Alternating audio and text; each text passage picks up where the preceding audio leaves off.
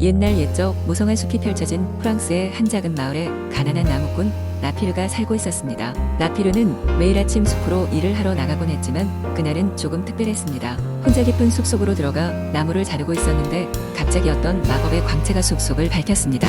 라피르는 호기심에 그 빛을 따라갔고 신비로운 존재와 마주하게 되었습니다. 그 존재는 마법의 요정이었으며 인간 세상의 숲을 돌보는 임무를 맡고 있었습니다. 요정은 라피르의 성실한 모습을 보고 감명을 받아 어떤 소원이든 3가지를 들어주겠다고 약속했습니다. 첫 번째 소원은 가난에서 벗어나고 싶다는 것이었습니다. 요정은 순간적으로 그의 작은 집을 거대한 궁전으로 바꿔주었습니다. 라피르와 그의 가족은 놀랍고도 기쁘게 큰 집에서 사는 새로운 삶을 구가하게 되었습니다. 마을 사람들은 이 변화를 보고 큰 충격을 받았지만 라피르의 인심 좋은 성격을 여전히 존중했습니다. 두 번째 소원은 더 많은 지식과 지혜를 얻고 싶다는 것이었습니다. 라피르가 딸린 도서관에는 온 세상의 지혜를 담은 책들이 가득 차게 되었고 그가 읽을 때마다 방대한 지식이 그에게 흡수되었습니다. 그의 명성은 마을을 넘어서 퍼지게 되었으며 이웃 마을에서까지 배우기 위해 찾아오는 사람들이 생겼습니다. 마지막 3번째 소원을 고민한 라피르는 오랫동안 생각했습니다. 가족과 마을 사람들이 행복해지길 바라는 마음에서 그는 욕심 없는 소원을 빌기로 했습니다. 그는 항상 마을이 평화롭고 풍요로워지게 해달라는 소원을 빌었고 요정은 미소를 지으며 그 소원도 이루어 주었습니다. 이후로 마을은 이전보다 더 잘 살게 되었고 라피르는 마을 사람들에게 지혜를 나누어주며 존경을 받게 되었습니다. 그리고 숲은 언제나처럼 무성하고 아름답게 자리 잡아 그 옛날 라피르가 처음 마주했던 그날의 마법이 영원히 살아 숨쉬게 되었습니다. 이렇게 해서 라피르의 3가지 소원은 모두 이루어졌고 그는 마법의 요정과의 약속을 통해 배운 지혜로 평생을 행복하게 살았습니다. 두 번째 이야기 옛날 옛적 프랑스의 작은 마을에 3마리의 거위가 살고 있었어요. 첫 번째 거위는 용감한 샤를리가였고 두 번째 거위는 지혜로운 마르셀 그리고 3번째 거위는 다정한 로이즈였어요. 이 셋은 언제나 함께 다니며 마을 주변의 아름다운 들판과 강가를 헤매곤 했는데요. 그들의 우정은 모든 사람에게 알려져 있었어요.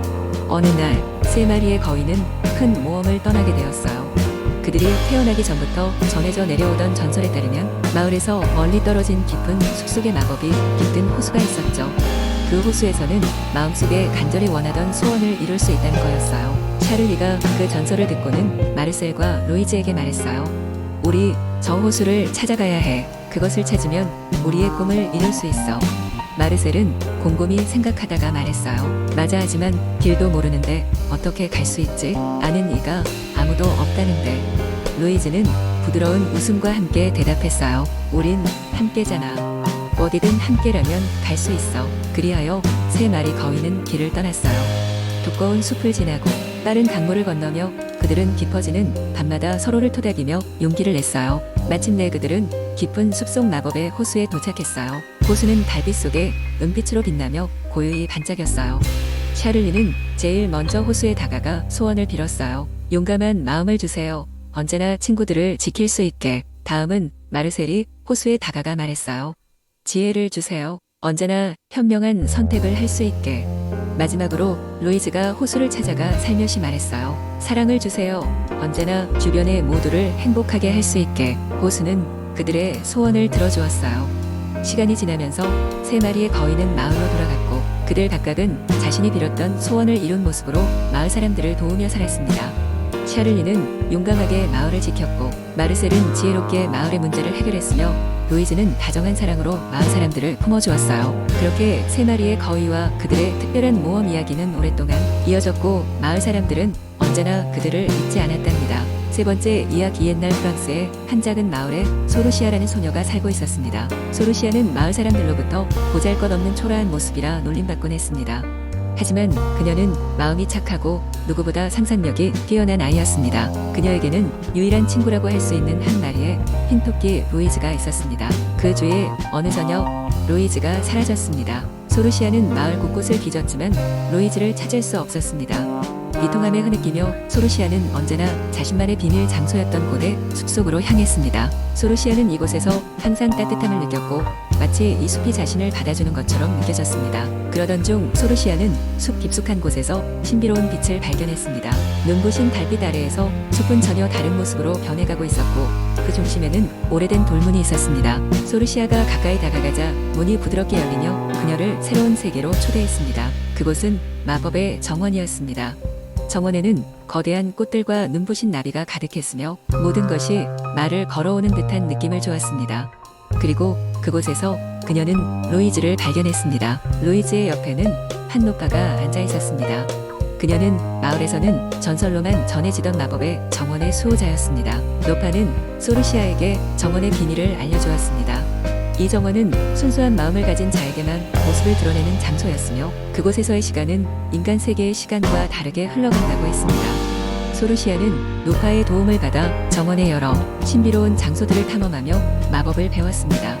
그녀는 마음이 깨끗하고 진실한 자만이 가지는 힘을 갖게 되었습니다. 시간이 흘러 소르시아는 마법의 정원을 떠나 마을로 돌아가야 했습니다. 노파는 그녀에게 정원을 언제나 기억하고 자신의 힘을 선하게 사용할 것을 당부했습니다.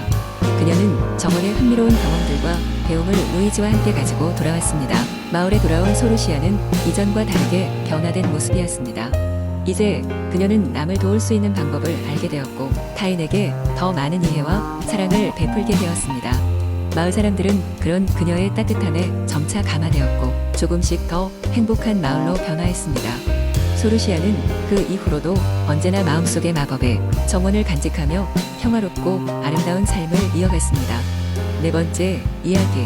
옛날 옛적 프랑스의 조용한 마을에 피에르라는 소년이 살고 있었습니다. 피에르는 음악을 사랑하였고 특히 바이올린 소리를 좋아했습니다. 그의 가족은 가난했지만 그는 오래되고 낡은 바이올린을 가지고 있었습니다. 이 바이올린은 그의 할아버지께서 준 것이었는데 한때는 마법의 힘이 있다고 전해졌습니다. 피에르는 하루 종일 들판이나 숲에서 바이올린을 연주하곤 했습니다. 그의 선율은 새들이 춤추고 바람이 속삭이는 듯 했습니다. 그러나 마을 사람들은 그저 소문일 뿐이라며 웃었습니다. 어느 날 마을 근처 숲속에서 요정 아멜리가 나타났습니다. 아멜리는 피에르의 음악에 감동하여 그에게 큰 선물을 주고 싶었습니다. 너의 음악은 정말 아름답고 특별해. 아멜리가 말했습니다. 내가 너의 바이올린에 다시 마법을 불어넣어 줄게. 이젠 이 바이올린으로 연주하면 원하는 것을 하나씩 이룰 수 있을 거야. 하지만 조심해. 그 마법의 힘은 욕심으로 쓰지 말거라.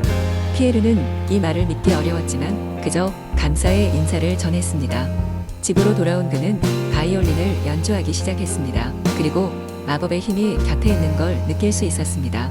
피에르는 아주 작은 소망부터 실현하기 시작했습니다. 그는 마을의 오래된 나무의 꽃들을 피우게 했고 조용했던 마을 광장을 활기차게 만들었습니다. 마을 사람들은 피에르의 바이올린 소리를 들을 때마다 행복해졌습니다.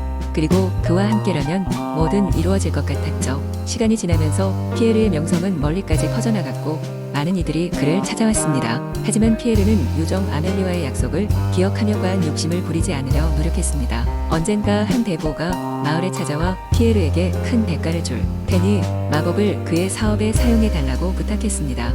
피에르는 그의 제안을 거절하였고 마을 사람들도 그를 지지하였습니다.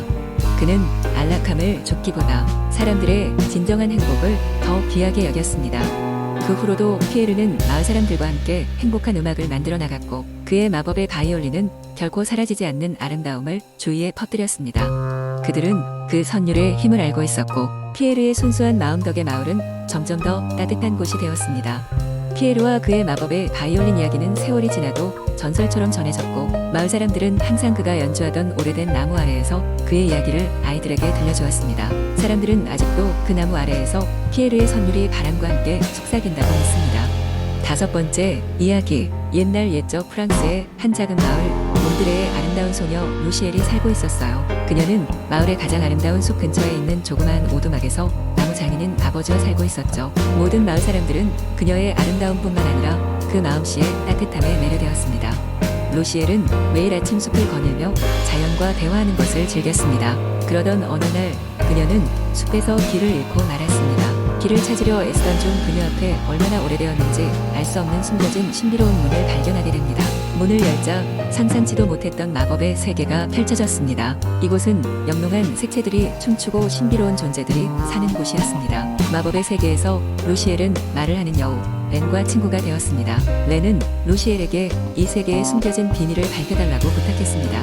오직 인간만이 해낼 수 있는 과업이라는 것. 루시엘의 마음속 깊이 어디선가 맡긴 듯한 큰 의무감이 싹텄고 그녀는 제안을 받아들이기로 했습니다. 렌과 함께 모험을 하던 중 루시엘은 여러 가지 도전과 마주하게 됩니다. 금보다도 가치 있는 진실의 샘물을 찾아라. 시간의 숲을 지나 기억에 나무를 올려다 보라는 과제가 주어졌습니다. 그 과정을 통해 루시엘은 자신의 진면목과 내면의 용기를 발견하게 됩니다. 마침내 진실의 샘을 발견한 루시엘은 마법의 세계와 현실 세계, 두 세계가 어떻게 조화롭게 공존해야 하는지를 깨닫게 됩니다. 그녀는 마법의 세계와 몽들의 마을이 우애롭게 지낼 수 있도록 중개자의 역할을 수행하게 됩니다. 루시엘의 용기와 선한 마음 덕분에 두 세계는 함께 번성하게 되었고 그녀는 마을 사람들에게 그간의 이야기를 해주었죠. 마법의 세계에서 돌아온 후로 루시엘은 더 깊고 진실된 아름다움을 가지게 되었으며 사람들은 그녀를 볼 때마다 새로운 희망과 빛을 보았습니다. 오랫도록 루시엘의 용기와 모험의 이야기는 프랑스 전역에 퍼져 세대를 거쳐 내려오는 전설이 되었습니다. 이 전설은 마법이란 우리들의 마음속에서 시작되는 것임을, 그리고 세상의 균형을 맞추는 것은 마음에서 비롯된다는 교훈을 전해주었습니다.